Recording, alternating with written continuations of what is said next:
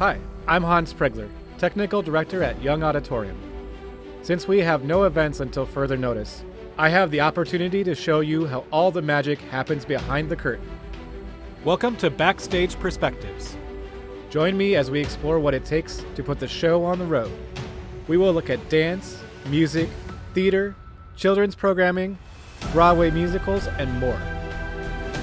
In this episode, I will be speaking with Kia Smith, Executive and Artistic Director for South Chicago Dance Theater, and looking at stage management with Emily Ottinger from the Milwaukee Ballet.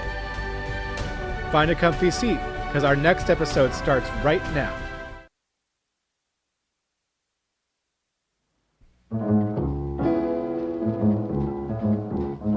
You know, when you start a dance company, the first year, you more than likely don't have a lot of overhead. So I asked friends and family to donate so that I could put on my first show. And then I asked friends to be a part of the show. And I actually got really blessed in that a lot of the dancers that I brought in were great. Like, they were really, really good quality artists.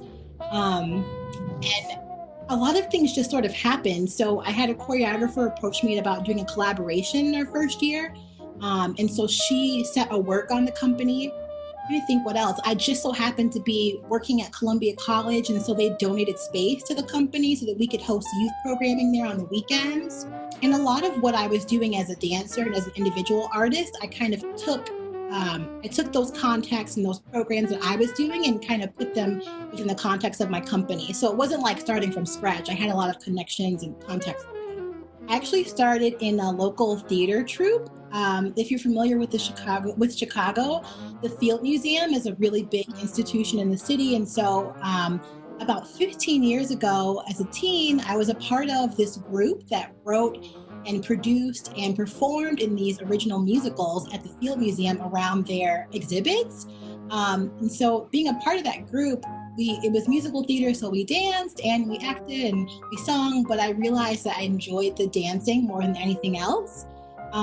So I started dancing with that group, but then about a year or two later, I got a scholarship for a local dance studio. And since then, I've just been dancing. I work about 16 hours a day, like not exaggerating. And it's funny because to me, that is a normal work day. And I was talking with a grants officer recently about hiring some staff for next season. And she said, oh, so they'd be part-time. And I said, yeah, maybe about 40 hours a week. And she said, that's part-time. It's like, I thought it was.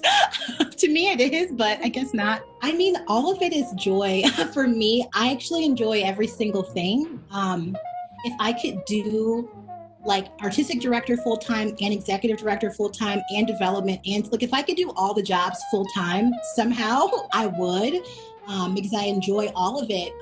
I enjoy the fact that it brings so many different kinds of people together. We have our partnership with Chumna Art Center in South Korea, and so right now we work with them very closely. We go there and they come here.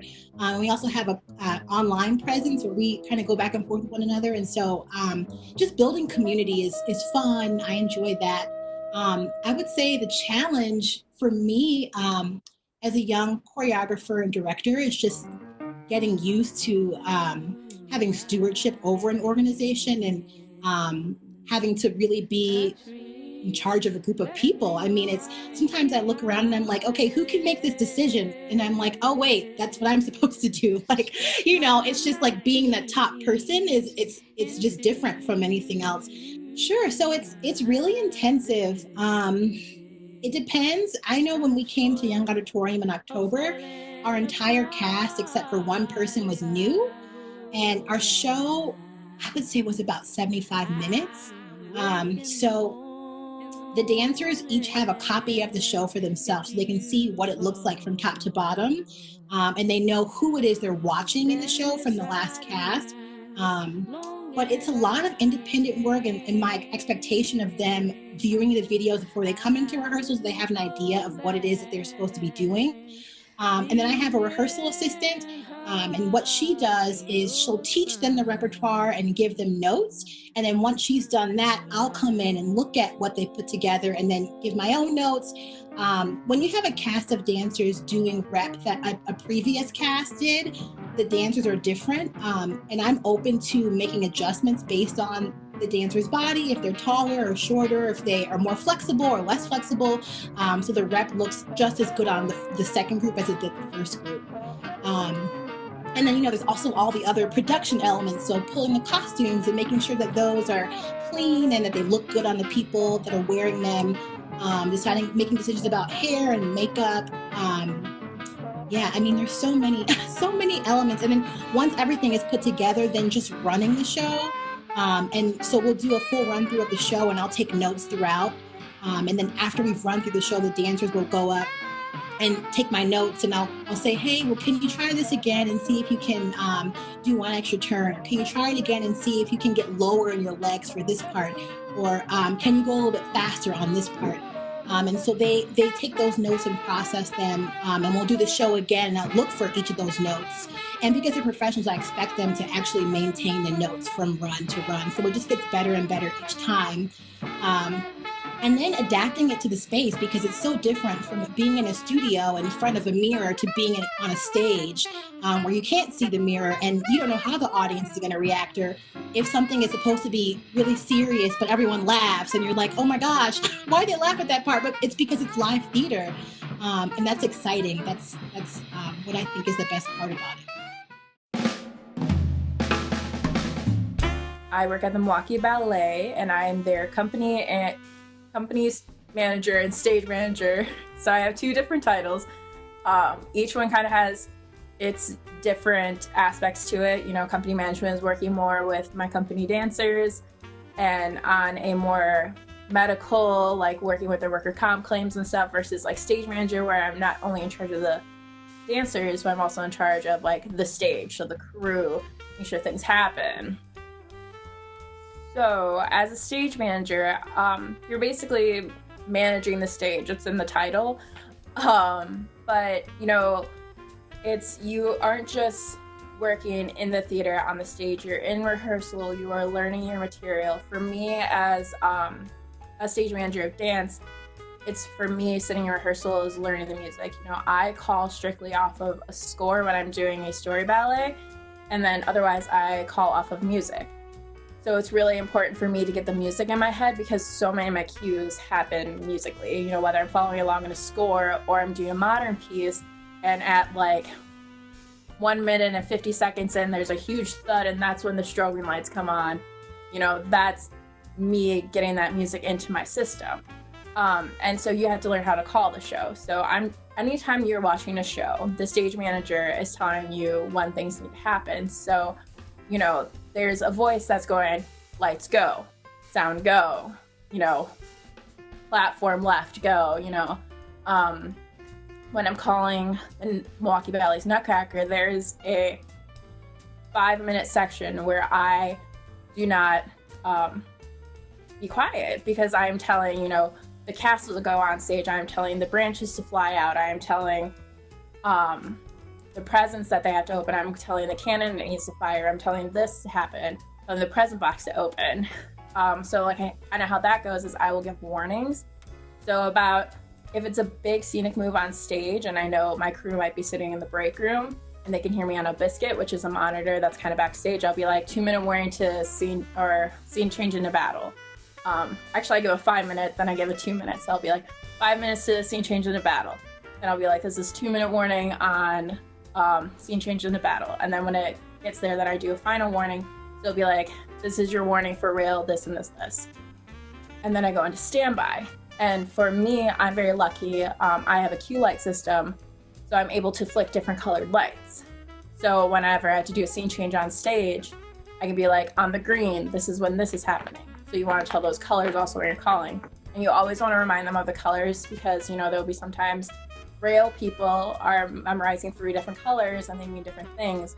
Or for my case, we have a green and a orange light that mean different things.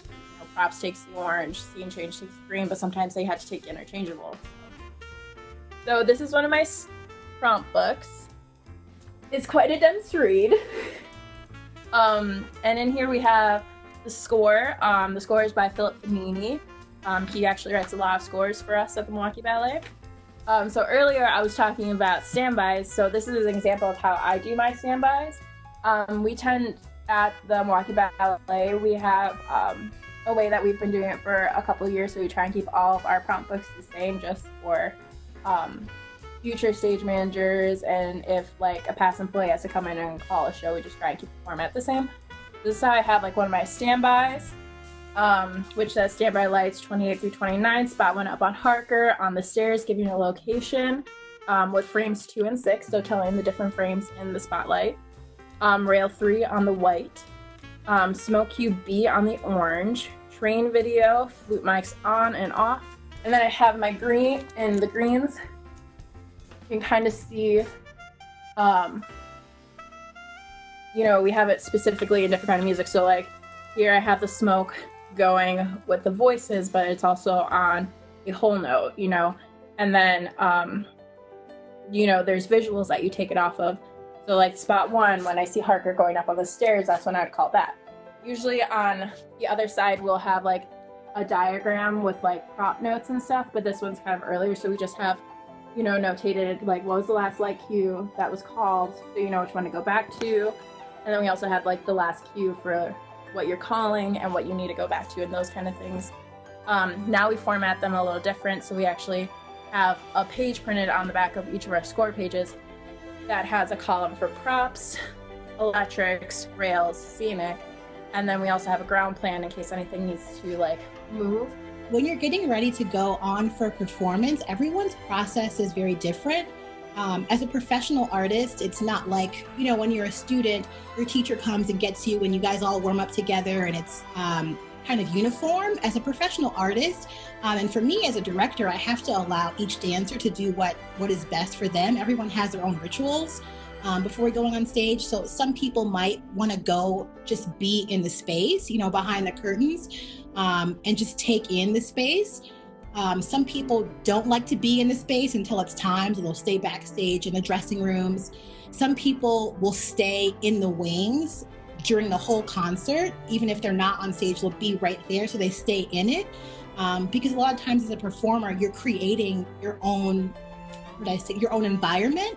So whatever environment you're in, when you're in the show, you want to stay in it throughout the show, so that you don't leave and go use the bathroom or go get something to eat or go to the dressing room and you come back and you haven't been in the space. So I would say it's different for everyone.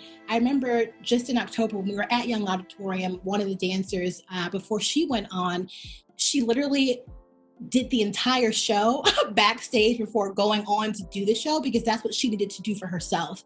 Another dancer, he was just on the back on the, I think, stage left, just laying on the floor because that was what he needed to do.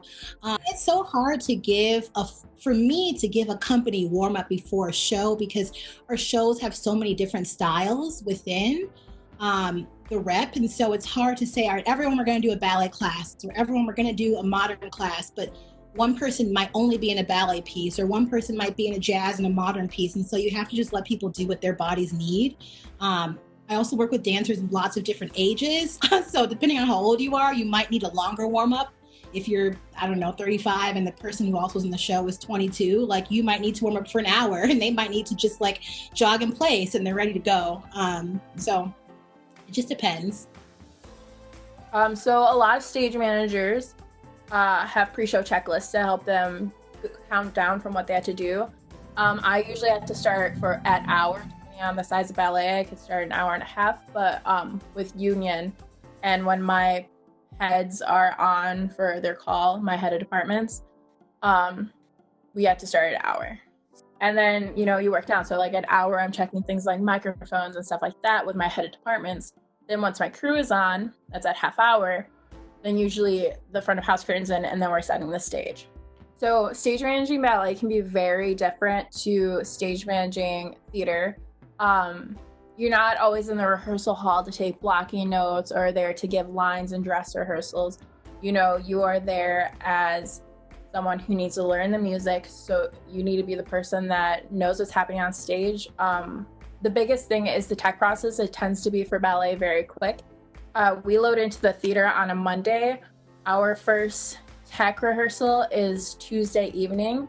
So we cue in the morning, usually act 1 in the morning, cue in the morning. Then we'll do act 1 at night with my company.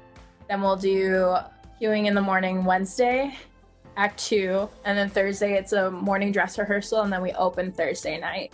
So if you think about it, I have approximately, I think, usually 9 to 12 hours before I'm in front of an audience that I get to learn the show and call it. For Nutcracker, I get 6 hours before I call it in front of an audience. Dance is a very young starting career and very short. You know, you have dancers that start at the age of like 3. And so it was really shocking to find dancers that were my age or younger. You know, some of the dancers, like, they went to online schooling for high school, and, you know, they didn't go to college, like they went and straight into a company. So, you know, where I got to go to college and do all this stuff, you know, they were traveling the world and dancing and going all over to get trained up in ballet. So that was very different, I think, in a different way, because, you know, my years from 18 to 22, I was in college, I had my head in the books, versus like these people that were out dancing and getting training and dancing and seeing the world. Like, it brings a lot of different perspectives. Like, I have dancers from Cuba, I have dancers from Hong Kong, and bringing their life experiences into the rehearsal hall is always interesting. Getting that kind of like sense of like, wow, like that's when I finally was like, dance is so much of a sport. Like, you don't realize it until you see those dancers like so close in your proximity, and you see like one just getting lifted up by one arm above someone's head, and you're just like, this is incredible. Like, getting to be in the rehearsal space every day is so fantastic, to be so close to that kind of art. And my dancers constantly leave me in awe. Like, there will be times, we just did a show that unfortunately didn't get to be performed, but there was a piece that we were doing about ALS. And I remember getting done watching it for the first time, and I just turned to the choreographer, which is a good friend of mine. Shout out to Elish. I hope you're safe in Spain. And I was just like in awe. Thank you for watching today's episode. This program was made possible by Young Auditorium. We hope that you will support your local artists and local arts venues. If you would like to support Young Auditorium, please follow the link below. Also listed below are the links to the websites of today's guests. Thank you for watching, and stay safe.